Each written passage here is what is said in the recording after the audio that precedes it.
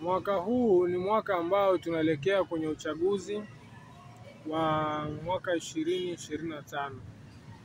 Hichi ni kipindi ambacho kinaanza kuibuka mambo mengi, lakini sisi wa Tanzania tujiulize kwamba mambo yote yatakayoibuka, je, yanaleta maendeleo au yanaleta matatizo? Sisi tunachohitaji ni maendeleo kutoka kwa viongozi wetu. Nchi yetu ina amani, ndio maana tunafurahia kuwa kwenye nchi yenye amani kama Tanzania. Kwa hiyo tusije tukaiharibu amani yetu, kwa sababu nchi yetu inaendeshwa kwa misingi ya demokrasia na haki. Kwa hiyo kama nchi yetu ni ya demokrasia ya vyama vingi na tupo kwenye vyama vingi na tuna vyama hivyo ndio vinatuletea chachu ya maendeleo, basi sisi kazi yetu ni kupiga kura na kuchagua wananchi watakaotuletea maendeleo. Lakini asitokee kiongozi yoyote akaanza kutushawishi tuiache demokrasia yetu ya kupiga kura, akaanza kutushawishi tuwagome kupiga kura, maana yake yeye ndio atakuwa anatuvunjia demokrasia. Kama kuna jambo lolote halipo sawa kwenye uchaguzi, yeye anatakiwa kama kiongozi wa chama pinzani, anatakiwa apambanie kusimamia hilo jambo kisheria, sababu nchi yetu pia inaendeshwa na sheria. Kwa hiyo apambane kama katiba haipo sawa, apambane na katiba. Kama sheria, kama uchaguzi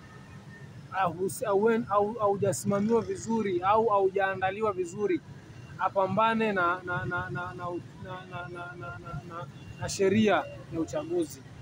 Lakini asipambane na sisi wananchi kutuambia tutoke tukaandamane. Asipambane na sisi wananchi kutuambia tupinge, tugomee uchaguzi. Atakuwa anatuondoa kwenye demokrasia na atakuwa anatuingiza kwenye vita sisi wananchi. Tumeshayaona hayo yametokea kwenye nchi nyingi, yanatakiwa yatupe elimu. Tupate elimu kwamba sisi tutaenda kupiga kura. Tunachotakiwa ni kupiga kura kuchagua viongozi sahihi. Kura zikishapigwa, atakayetangazwa ndio aliochaguliwa. Hatutaki kujua kwamba aliiba kura, hatutaki kujua hicho. Anachotakiwa kusimamia yeye ni kusimamia kura zisiibiwe, kura zetu tunazopiga zisiibiwe. Lakini kama atakuja kutuambia kwamba kura zimeibiwa, maana yake yeye ndio mzembe.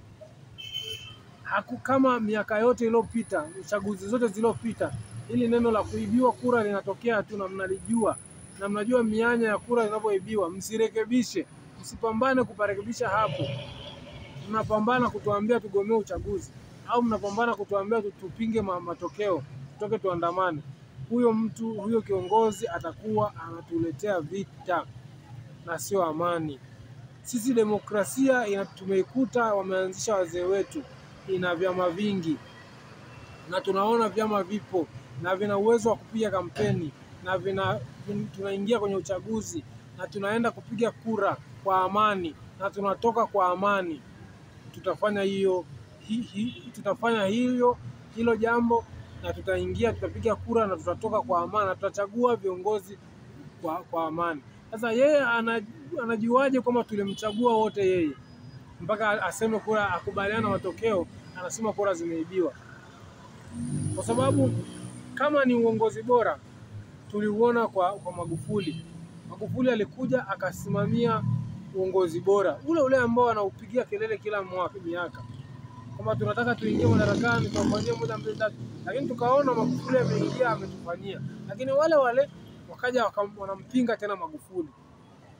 Wakampinga Magufuli, akaja mama amefanya vizuri, amebadilisha baadhi ya vitu vya Magufuli. Amefanya vizuri zaidi. Lakini hao tena wanakuja tena wanampinga tena mama. Kwa maana hawa watu sio watu wazuri.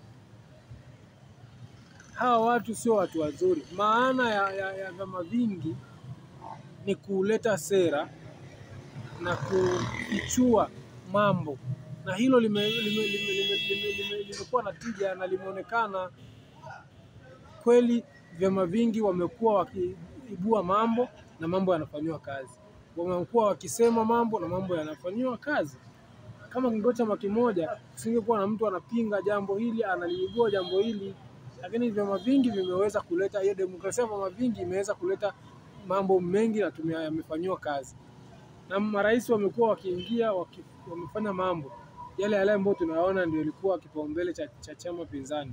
Lakini leo hii wanayapinga tena mpaka yale ambayo yanaonekana kwamba si wananchi tulikuwa tunayahitaji. Kwa hiyo tunapoelekea kwenye uchaguzi, tuweni makini, tusije tukapelekwa wananchi kama watu ambao hatuna akili. Tanzania ni watu ambao wanapenda amani na tunaiona amani yetu na tunajivunia amani yetu na tunaishi kwenye amani yetu. Mtu asikwambie kwamba hapa tulipo tunaibiwa,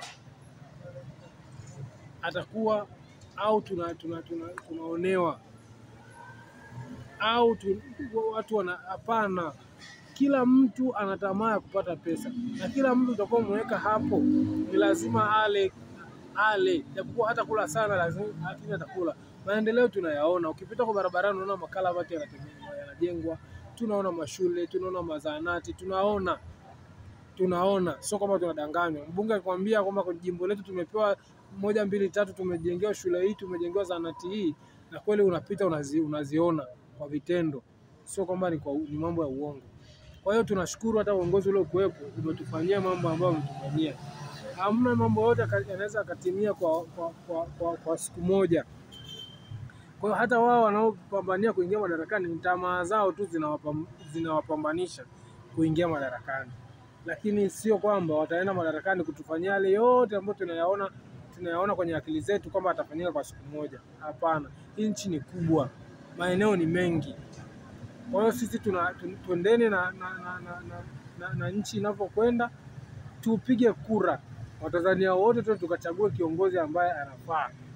Kama tukichagua kiongozi, rais wetu anayefaa au wabunge wetu wanaofaa, hao viongozi wakishatangazwa kwamba ndio hao wameshinda, wewe uliomchagua huyu usije ukaona kwamba watu wote walipiga kura wakamchagua huyu ambao unamtaka wewe.